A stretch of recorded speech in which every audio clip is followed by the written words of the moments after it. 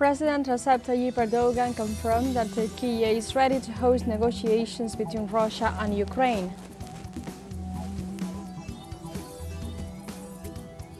China and Latin America and Caribbean countries will adopt a joint action plan to shape bilateral cooperation.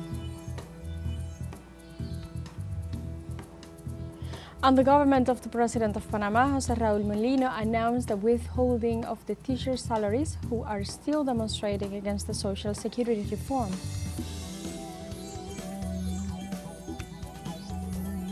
Hello and welcome to From the South. I'm Alejandra Garcia from teleSUR Studios in Havana, Cuba. We begin with the news.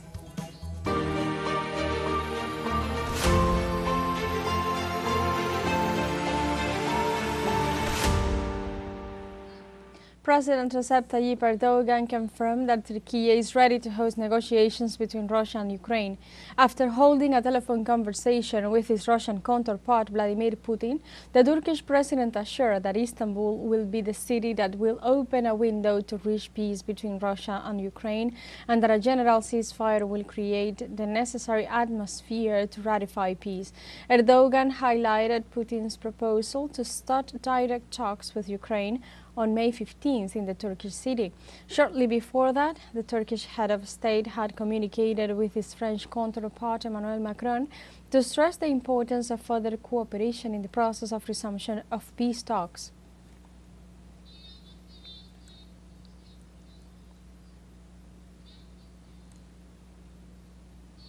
In this context, let's recall that Russian President Vladimir Putin proposed to the Ukrainian government to resume direct negotiations without preconditions. Putin detailed that it is necessary to resume the talks that were interrupted at the end of 2022.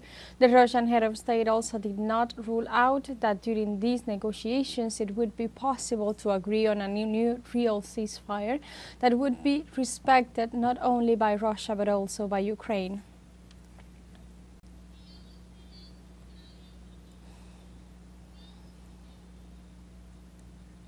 For his part, Ukrainian President Volodymyr Zelensky said he agreed to dialogue directly with Russia. Although all signs point to the meeting being held, Ukraine has expressed its wish for Russia to accept the 30-day truce to begin on Monday, as proposed by several European leaders. Moscow rejected the proposal from the beginning, assuring that the leaders of the European Union and the North Atlantic Treaty Organization will take advantage of it to reaffirm and strengthen the Ukrainian troops.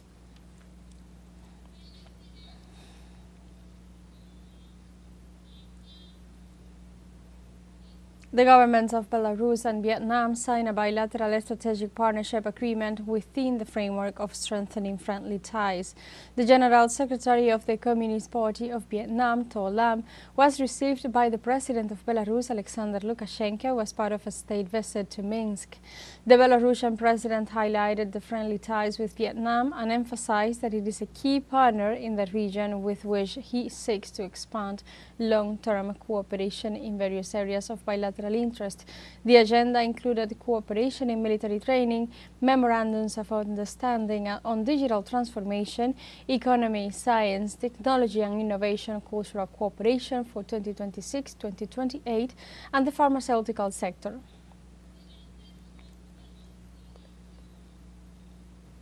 China and the United States have agreed to significantly reduce tariffs for 90 days after successful talks held on Sunday in the Swiss city of Geneva. After generating severe damage to world trade, the U.S. tariff policy received an important lesson as the nation agreed to cut its tariffs on Chinese products by more than 100% for 90 days. In a joint document, both nations commit to reduce tariffs, U.S. from 145% to 30% on China, while Beijing will reduce them from 125% to 10% on Washington's imports. The talks happened in an atmosphere of respect as requested by the Asian nations since the beginning of the aggressive U.S. trade war. The world markets are, as expected, reacted positively to this agreement.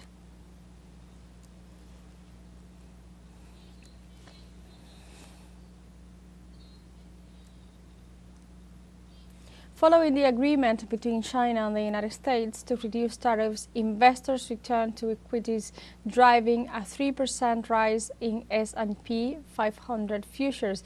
Early Monday morning, risk assets of all types surged after the representatives of China and the United States described the trade negotiations as very solid and productive.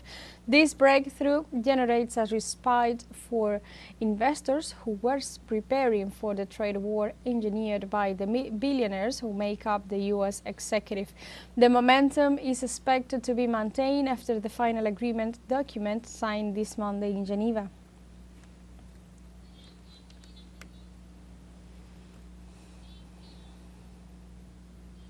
China and Latin American and Caribbean countries will adopt a joint action plan to shape bilateral cooperation over the next 3 years. The document will be approved this Tuesday in the framework of the 4th ministerial meeting of the China CELAC Forum. The plan covers collaboration in the fields of scientific and technological innovation, economic and trade investment, infrastructure, agri-food, energy development, and joint construction of the Belt and Road Initiative. In addition, both sides will adopt the Beijing Declaration focused on demonstrating the firm determination of China and Latin America and the Caribbean to pursue peace, development, and cooperation.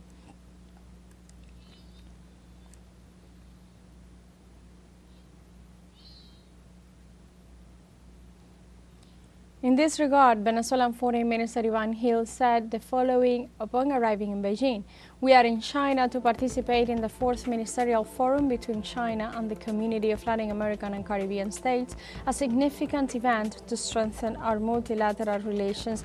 At the beginning of our working day, we had the privilege of meeting with the Foreign Minister of China, Wang Yi. During this meeting, we discussed the expansion of the strategic partnership between China and Venezuela and reaffirmed our joint commitment to move towards a multipolar world."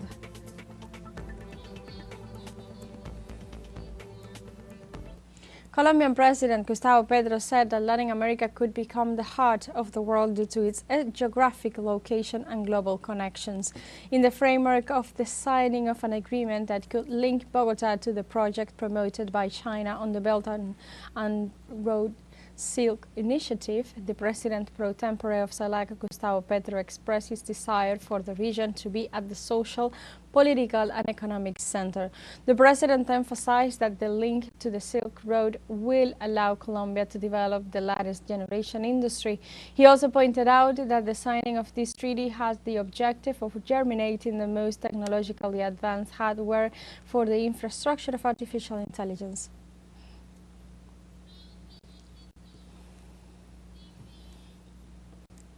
And now we have a short break coming up, but first remember you can join us on TikTok at teleSUR English, where you'll find news in different formats, news updates and more. We'll be right back, stay with us.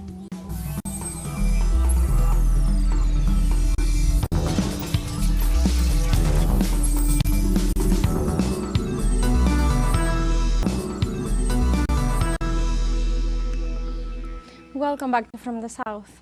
And India and Pakistan declared a ceasefire hours after the two nuclear nations accused each other of violating the recently announced truce. This fragile truce was sealed last Saturday after 4 days of attacks and retaliations that resulted in the death of at least 60 people and prompted the displacement of thousands. The unexpected total of an immediate cessation of hostilities was announced by President Donald Trump after a series of talks mediated by the United States. Experts say that this confrontation was the worst outbreak of violence since the last open conflict between the two powers in 1999.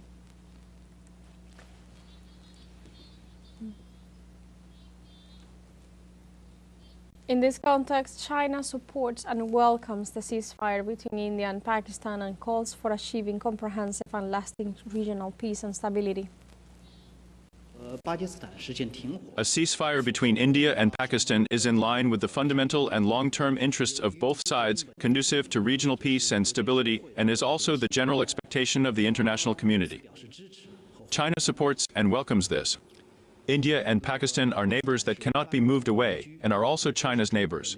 Since the tension between India and Pakistan, China has maintained close communication with relevant parties, calling on India and Pakistan to remain calm and restrained and avoid escalation of the situation. 避免局势升级。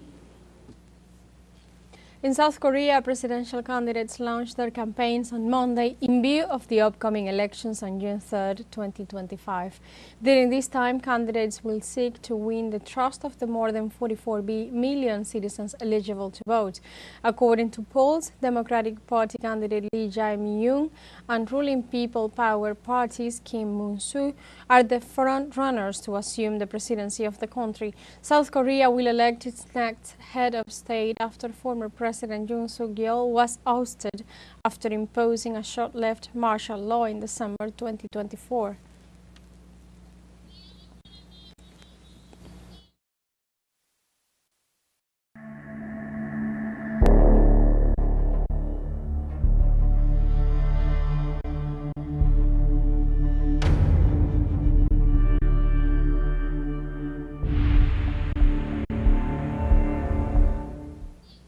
In Palestine, the Israeli occupation army committed a massacre early Monday morning after it bombed a school sheltering displaced families in Jabalia, northern Gaza.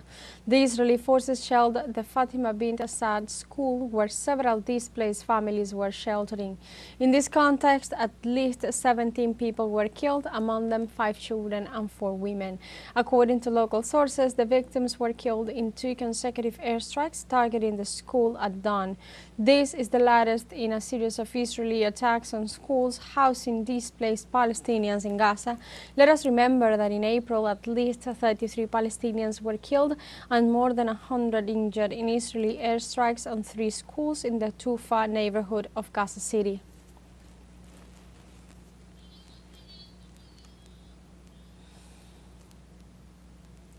The humanitarian crisis in Gaza is worsening as the days go by. Charities are facing a shortage of resources, making the situation more complicated for families and displaced peoples in the coastal enclave.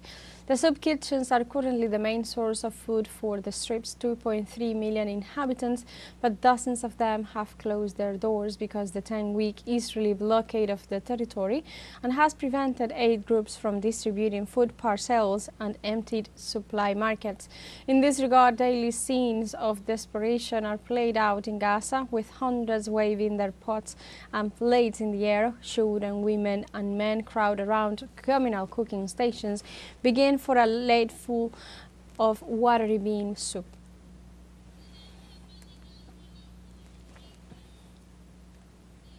This Sunday, Pope Leo XIV called for an immediate ceasefire in Gaza from the St. Peter's Basilica at the Vatican.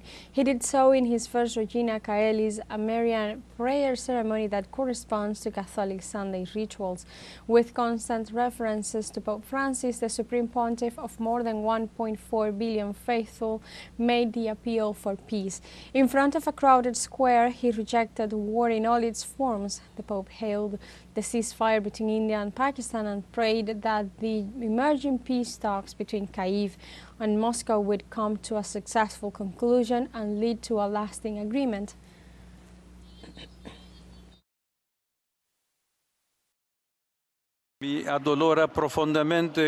I am deeply saddened by what is happening in the Gaza Strip. Let the fighting cease immediately.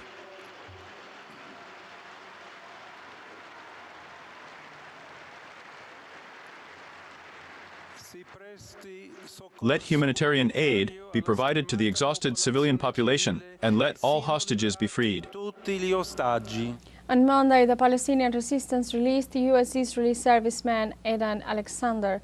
The move came amid international efforts to reach a ceasefire, open border crossings, and allow humanitarian aid into Gaza, devastated after months of Israeli attacks and siege. Hamas reaffirmed its readiness to immediately start negotiations in order to reach a comprehensive agreement.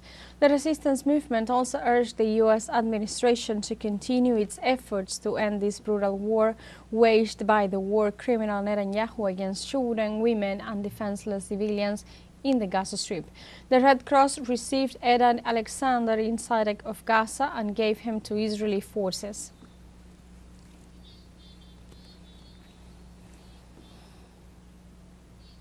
Norway's sovereign wealth fund sold all its shares in Israel's past retail and energy due to the company's involvement in the supply of fuel to illegal settlements in the occupied West Bank. The decision marks the second such divestment since the fund's Council on Ethics adopted stricter ethical guidelines in August 2023 for companies involved in Israel's activities in the occupied Palestinian territories. Norges Bank Investment Management, which manages the government's pension fund, reported that the Israeli company is involved in serious violations of the rights of people at war.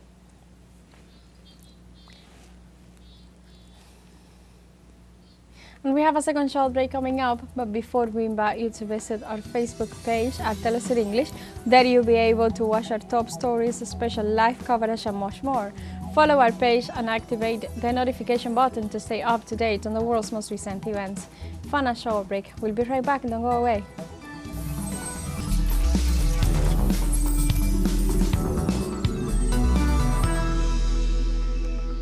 Welcome back to From the South. United Nations Health and Humanitarian Organizations reported the death of almost 600 people in Angola due to a cholera outbreak. In addition, the Angola Ministry of Health confirmed that the disease has spread to 17 of the 21 provinces of the country since the beginning of 2025. United Nations agencies reported more than 18,000 cases of cholera contagion up to the beginning of 2025, and rapid response teams were deployed to try to stop the spread. Previously, the African nation launched a vaccination campaign that reached up to 1 million citizens with a mortality rate of 3.2%.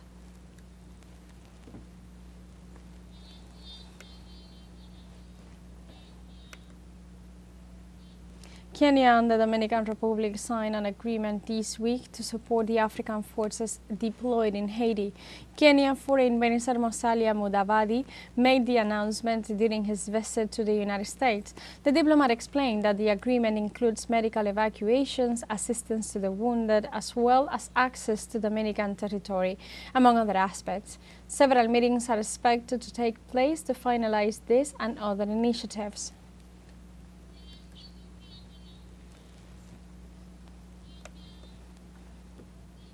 The Kurdistan Workers' Party PKK announced after 50 years of operation its disbandment.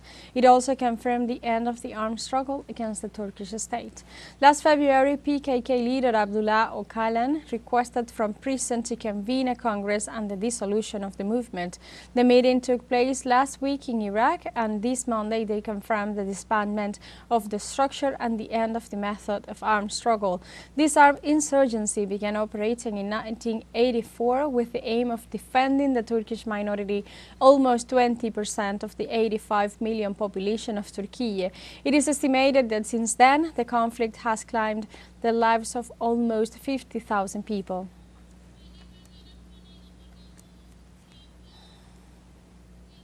In this context, the Foreign Minister of Turkey, Hakan Fidan, welcomed the decision he assured would be relevant for the stability of the region. I think the decision made by the PKK is an historic and important decision. I see this decision as being very important, especially in terms of permanent peace and stability in our region. Of course, there are practical steps that need to be taken following this decision, and we will follow that closely. The government of the President of Panama, José Raúl Mulino, announced the withholding of the teachers' salaries who are still demonstrating against the Social Security reform. The Ministry of Education claims that the withholding of salaries will be applied to those educators who have served the corresponding service since April 23rd, calling on them to return to the classrooms. In view of the measure, the teachers' union stated that around 2,000 professionals will not receive their salaries out of a state payroll of 51,600 teachers. The union group also condemned the opposition of President José Raúl Mulino in establishing a dialogue to resolve the conflict, pointing out that such aspects will be denounced before the Public Prosecutor's Office and the Supreme Court of Justice.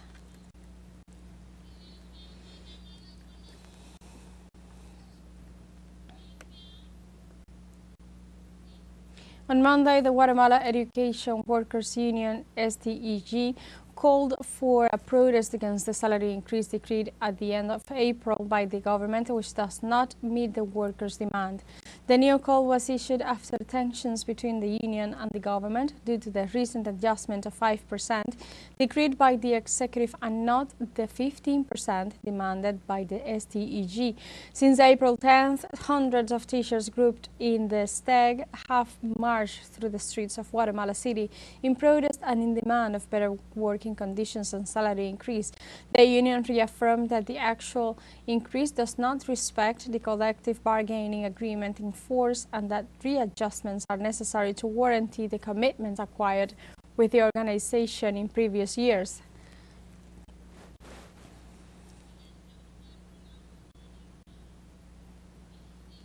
The former Vice President of Uruguay, Lucia Topolansky, and the President of the country, Amandu Orsi, confirmed the worsening health conditions of former President José Pepe Mujica. Topolansky, who as Mujica's wife also served as First Lady, offered the statements in the framework of the departmental elections that took place on Sunday in the South American nation and in which the former president could not participate. In this regard, Topolansky explained that 89-year-old Mujica, who suffers from esophageal cancer, wanted to make the effort to go to the polls, but his doctor advised against it because he is in a terminal situation with a treatment based on palliative care to avoid pain, insomnia, or anxiety.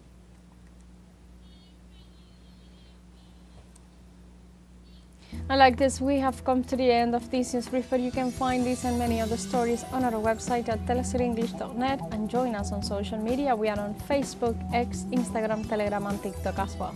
For Telesur English, I'm Alejandra Garcia. Thank you for watching.